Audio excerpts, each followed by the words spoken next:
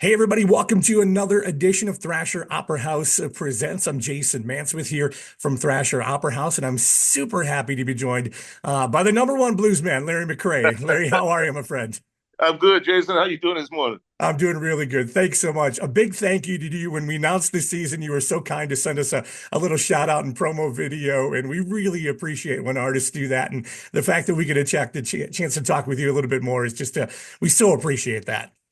Well, you know what, man? The people who support the music, the whole, not only just the musicians, I mean, but equally as important is all the people that make it happen. And that's people such as you know, the production people, the fans who come and support the music. That's what I live for. I'm an old man out here now, and I didn't, if I had did it for the money, I would have quit a long time ago.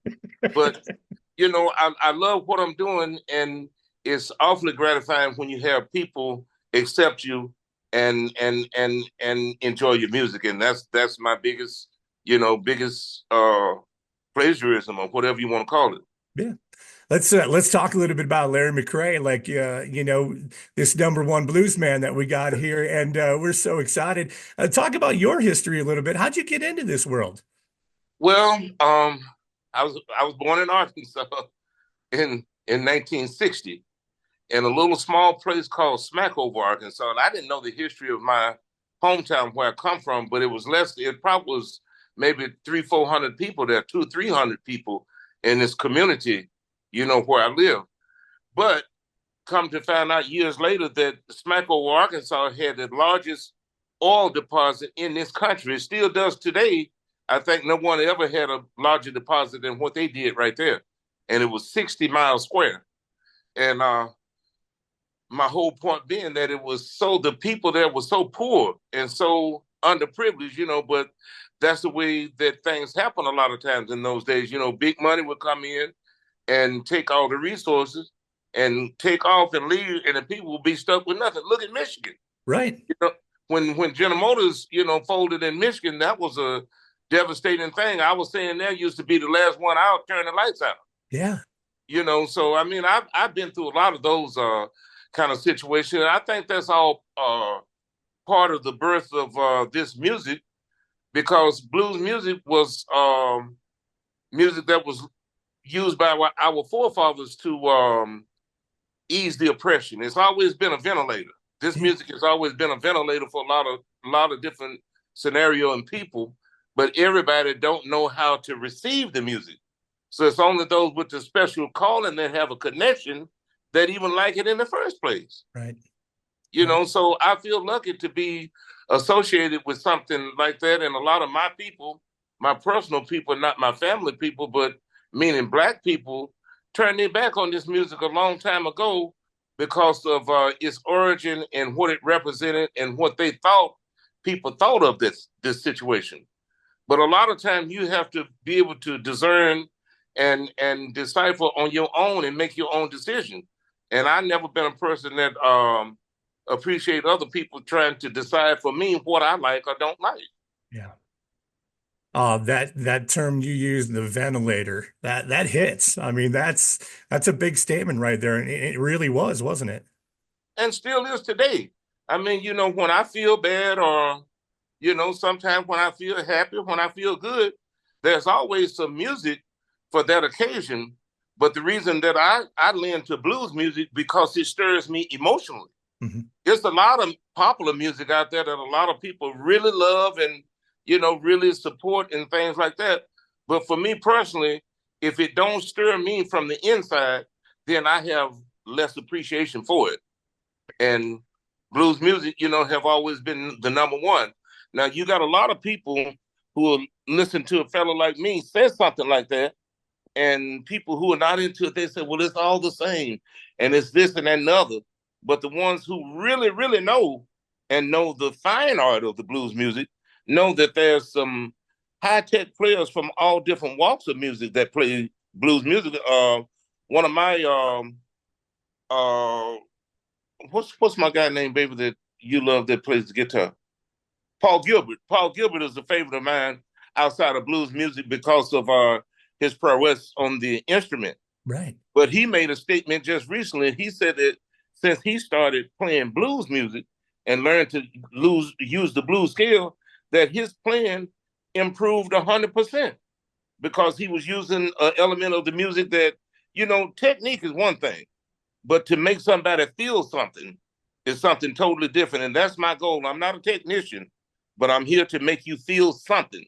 And as long as I make you feel something, I feel that I did my job. Well, you've evidently done something because world renowned and people love you and a lot of accolades in there and you just bring that that Rust Belt blues shatter kind of thing, guitar slinging kind of thing into it, and you've had the luxury to work with so many great players as well. Talk about some of those relationships and those friendships and those musicianships as well. Well, I'm just old enough to be too young and too young to be old enough, if you know, if you know what I mean. Yeah. So I come behind a generation of musicians that I wish I had been included in, not because, it's already been said and done, but because of the sentiment and the sweetness that these guys brought to this music.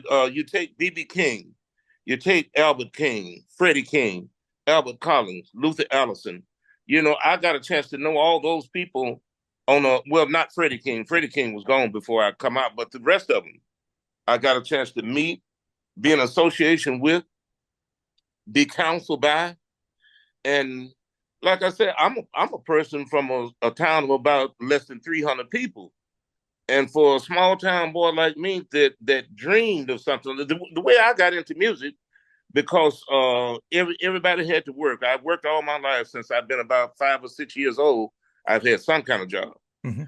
But in Arkansas, for our pastime, we didn't have nothing to turn to like what a lot of people do in the city and stuff like that. So it was either hunting, fishing, sports, and you very lucky if you was exposed to music.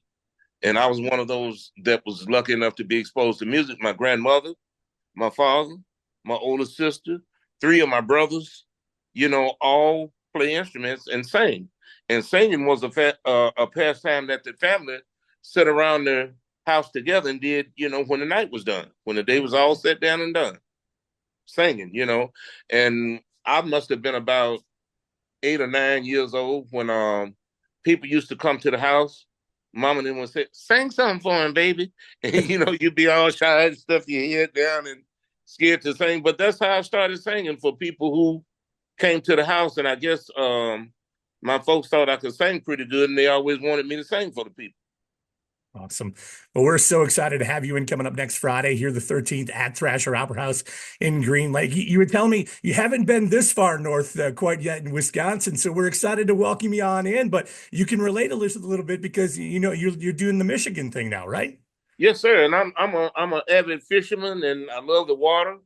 I'm not so much a hunter. When I lived in the South, I had to, but as I grew older, I had more of an appreciation for watching and seeing animals and stuff like that. I have a little bit more compassion toward the animals now than maybe I used to. But I'm a meat eater, and I'm not against anybody that want to do that. You know what I'm saying? But for me personally, I get more gratification out of just being in the woods now and seeing and watching animals and stuff like that. But I love it, man. I Yeah, love it. well, you're going to love it here, no doubt about that. Talk about the tour a little bit. You're going to be heading on out here and playing a few gigs and doing some stuff. Excitement for you, right? Well, I got a lot of exciting things happening for me right now. God bless. I'm coming out to Wisconsin. I'm stopping in Evanston, Illinois, along the way to play Evanston Space, which is a very great venue in the Chicago area, also. But after I do that, I'll be headed out west to see Joe Bonamassa and Josh Smith again to try to come up with a follow-up record from Blues Without You. So I'm starting that on the 18th of September. And then when I finish that, I'll come home and I got the King Biscuit coming up. I got a token lounge coming up in Detroit, Michigan. I have a gig coming up in North Carolina. And then I'm going to start the Almond Betts tour, Almond Betts Revival tour as well. Man, you talk about that's a great run right there. No doubt about that, Yeah, my this friend. old man ain't gonna have no time to lay around, man. Hey, got a question for you. I read an article in The Guardian, maybe from a few years ago, about Uh-huh. you and learned a lot about the fact is you've dealt with some stuff, man. Right. And when you deal with the blues, sometimes you deal with some stuff, but you've dealt with some stuff and you've come through that stuff too.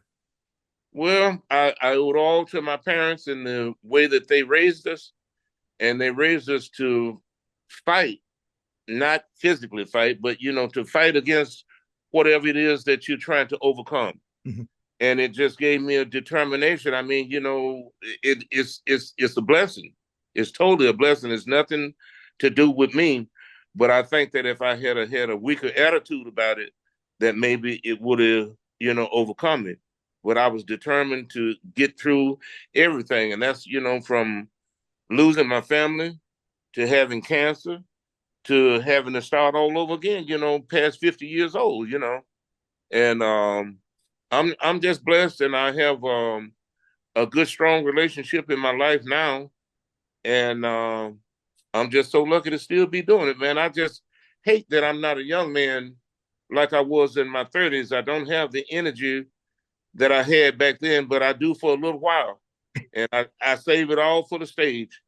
And that's what I try to do. I try to give my best every night, and just sometimes, physically, when you're out here running a lot, when you run yourself all the way down, sometimes it ain't nothing you can do but hope for a redemption.